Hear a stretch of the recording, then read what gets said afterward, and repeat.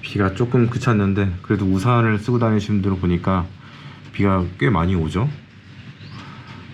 저 산에 보세요. 산에 지금 구름도 이렇게 쭉 있고, 이럴 때 지금 나가긴 해야 되는데, 와, 저기 웨스턴 산도 봐봐. 우산도 안 쓰고 다녀. 진짜 대단하다. 비 되게 많이 오거든요 지금. 한국이었으면 100% 모든 사람이 다 지금 우산을 쓰고 걸었을 텐데, 대단한 것 같아 진짜. 네, 어쩌다 보니까 저 지금 한 달 살기를 하고 있거든요. 오 마이 갓, 잠깐만요.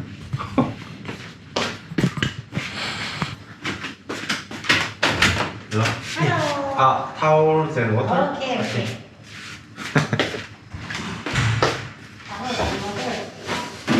저는 뭐 청소할 필요 없이 그냥 타월하고 왔어.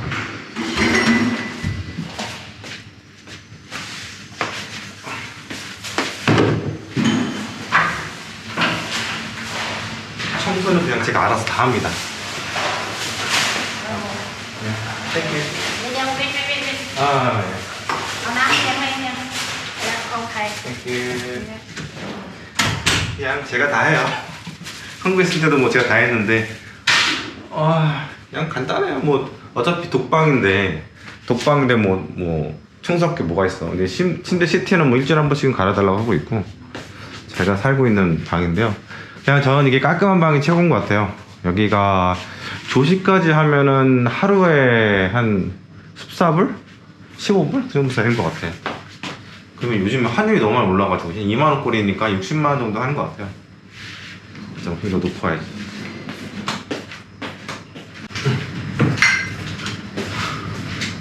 요즘 인도네시아가 비가 자주 와요. 뭐 아직까지 우기긴 하는데 한 10월까지는 우기예요. 그래서 요즘 여행 유튜버들 동영상 제가 조금씩 보고 있거든요. 한 달 살기를 하다 보니까 조금 여유가 좀 생겨서 다들 어떻게 지내나. 근데 평소 같으면 저 여행하고 제 거 만드느라고 유튜브 자체를 볼 시간이 별로 없어요. 근데 여유가 좀 생겨가지고 좀 쉬면서 밀린 영상들 만들고 있거든요. 비가 많이 오는 게 기상 변화가 좀 생긴 것 같아요. 동남아도 기후 온난화 때문에 북반구의 다른 곳들, 뭐 동아시아라든가 유럽이라든가 미국이라든가 뭐 중앙아시아의 기온이 완전히 바뀌고 있잖아요. 요즘에 너무 심하게 바뀌고 있잖아요. 혹독하게. 근데 여기도 뭐가 바뀌는 게, 일단은 지금 우기긴 우기인데 우기치고는 되게 많이 인도차이나 반도 자체가 시원해지는 것 같아요. 그리고 비가 되게 많이 와요. 비가. 그래서 치앙마이 영상 하나 본 게 있거든요.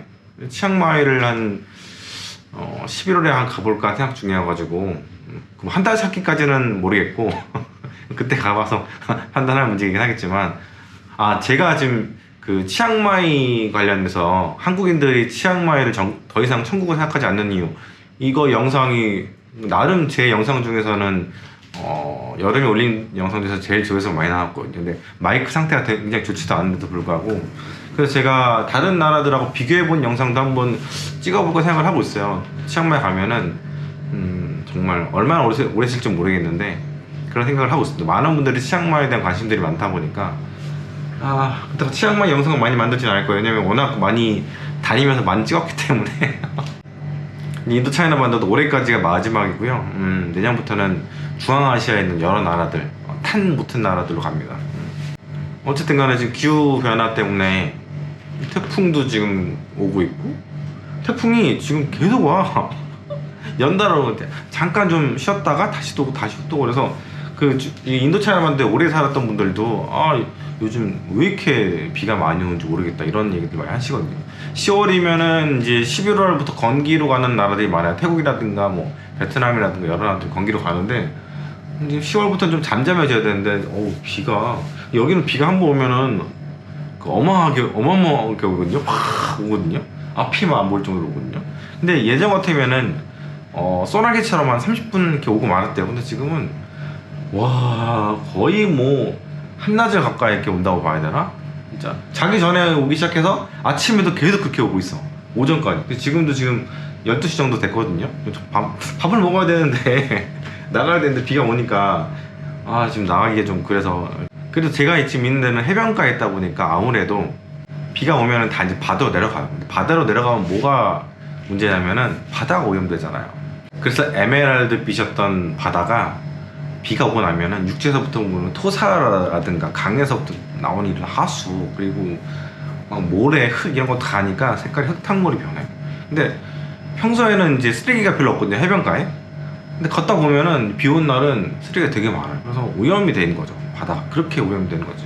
그러니까 비가 오는 날에는 수영도 하면 안 돼요, 제가 보기에는. 근데 수영하는 사람 되게 많아요. 왜냐면 비가 오면은 시원하고 햇볕도 별로 없잖아요. 그러니까 사람들이 수영을 하는 사람도 많은데 진짜 똥물에서 수영을 하시는 거예요. 거의 뭐 서해안 물에서 수영한다고 보시면 될 것 같아요. 제가 머무는 이 곳은 힐튼은 아니지만 이 앞에 힐튼이거든요. 힐튼 뷰입니다. 힐튼 뷰. 그 뒤에 산도 이렇게 있고. 근래 들어서 제가 이렇게 한 달 살기를 하게 되니까 뭐가 좋냐면은 이렇게 차분하게 생각할 수 있는 시간들이 생기잖아요. 그러니까 독거 투자지 같은 것도 만들 수가 있는 것 같고, 그리고 북한이라든가 이제 전쟁 관련된 영상 있잖아요. 우크라이나 다음 전쟁, 그런 영상도 만들 수가 있는 것 같아요. 워낙 여행을 할 때는 좀 빡시게 다니다 보니까 생각할 겨를이 없어요. 여러분들이 한 달 살기 영상 되게 좋아하시잖아요. 제 채널을 구독하시는 분들이 다른 어떤 채널들을 구독하고 있는지 제가 볼 수가 있거든요. 그러니까 구독자별로 쓰는 게 아니라 가장 많이 보는 채널 10가지 이렇게 쭉 나와, 연관된 채널 이렇게 나오거든요. 그럼 이제 대부분 여행 채널들을 많이 보시거든요. 주식은 제가 나중에 시작했기 때문에 유입 적은 것 같고, 한 달 살기에 대한 욕구도 되게 큰 것 같아요. 근데 사실은 한국에 살면서 은퇴하지 않는 이상, 아니 퇴직하지 않는 이상 한 달 살기 한다는 게 쉽지 않잖아요. 물론 이제 한 달 살기를 내 인생의 꿈으로 생각하고 이제 나갈 생각들을 많이 하시는 것 같아요. 그런 것 때문에 이제 그런 채널들을 많이 보시는 것 같아요. 여행을 저처럼 이제 10년 동안 249개국을 다닌다는 그런 원대한 꿈을 가지신 분들은 사실 많이 없어요.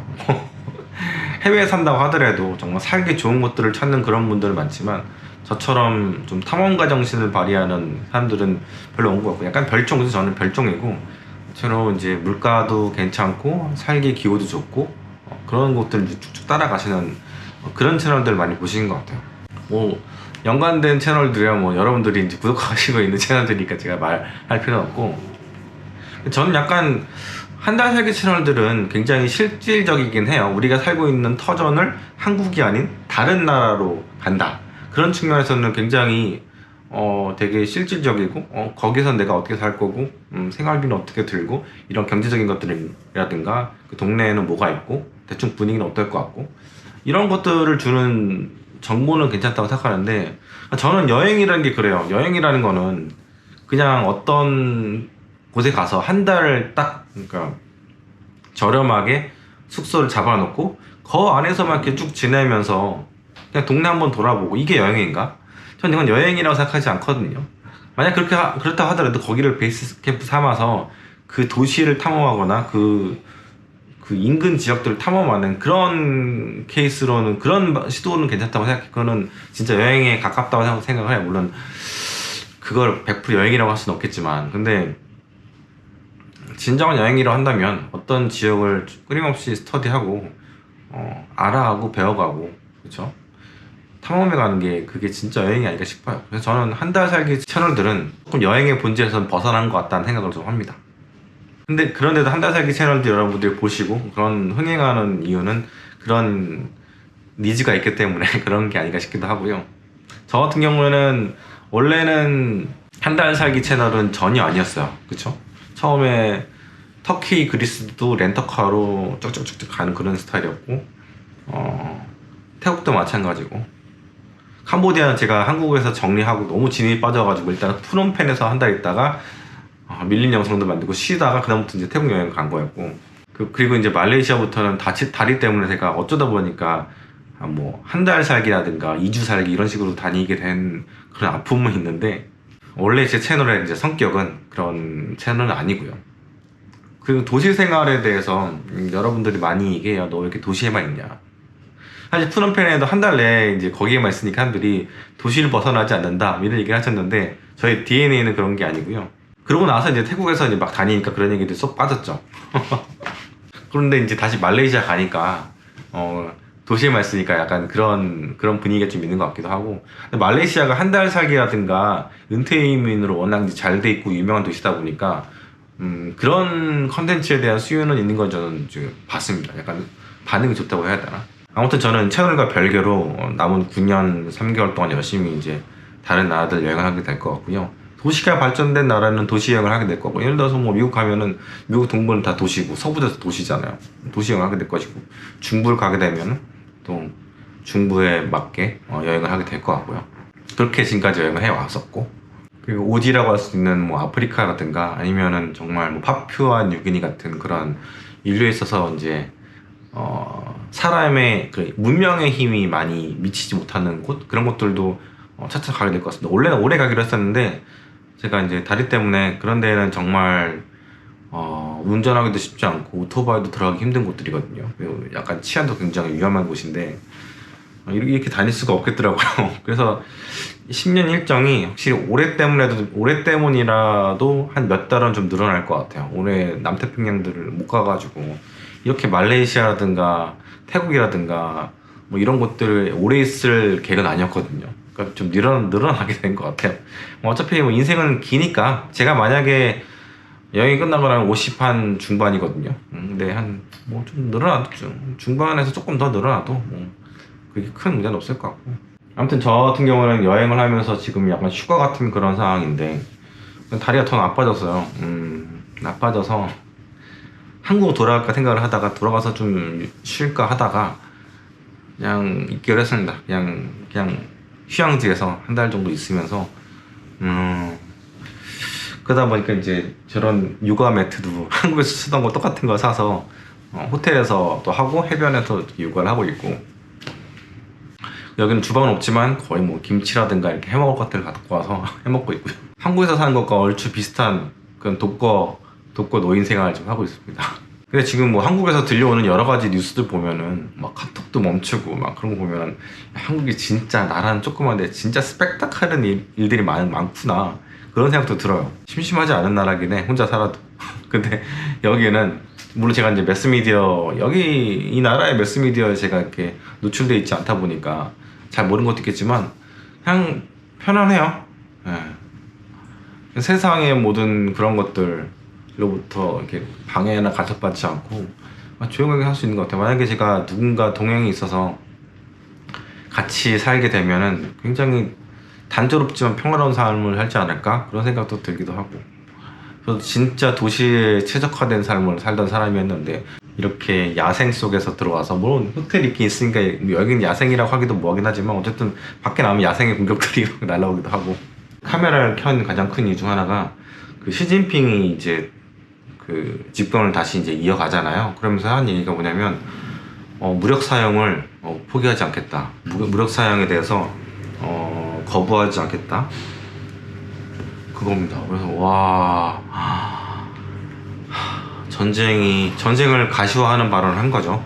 그러니까 중국이란 나라에 대해서 우리가 이해할 때 기본적으로 우리가 뭐 언론 매체나 이런 것들을 통해서 굉장히 많이 접하잖아요.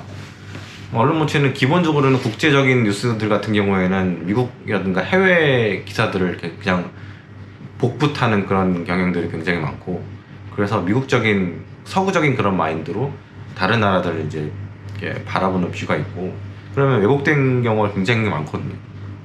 최근 몇 년 동안은 이제 중국이 부상하면서 중국을 너무 서구적인 잣대를 봤기 때문에 중국 잘못 이해하는 경우도 굉장히 많아요. 우리는 굉장히 미국 우월주의라든가 미국 중심적인 사고를 교육받았고, 사회적인 분위기도 특히 한국이라는 나라는 미국이 세이브 해주는 그런 측면이 없지 않아 있으니까 물론 감사한 부분이 한데, 그리고 우리나라도 미국의 그런 뭐랄까 하수의 역할을 굉장히 충실하게 해왔었죠.